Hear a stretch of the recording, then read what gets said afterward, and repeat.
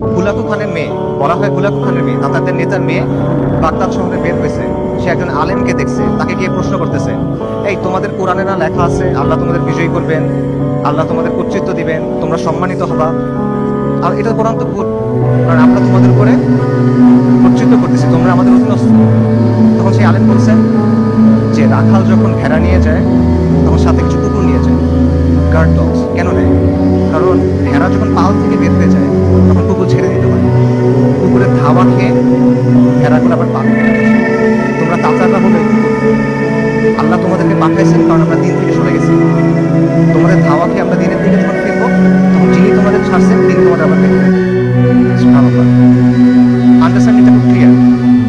তাদের মধ্যে অনুশোচনা ছিল, দুঃখ ছিল, কিন্তু কোনো কনফিউশন ছিল না, শত্রুকে নিয়ে মুগ্ধতা ছিল না। তারা এটা ক্লিয়ার ছিল যে আমরা দিন থেকে সরছি, এই জন্য আজকে আমাদের এই অবস্থা, আমাদের দিনে ফেরত আসতে হবে। কিন্তু আমাদের আজকে কি অবস্থা? আমাদের অবস্থাটা কমপ্লিটলি ডিফারেন্ট।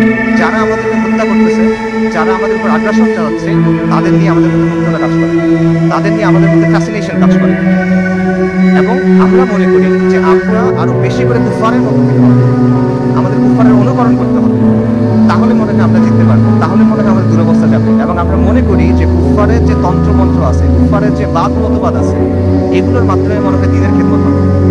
আমরা এটা চিন্তা করতেছি। এগুলো কেন হচ্ছে? কারণ শত্রুর দিন নিয়ে আমাদের মধ্যে মুগ্ধতা আছে, আর আমাদের দিন নিয়ে আমাদের মধ্যে আছে হীনম্মন্যতা।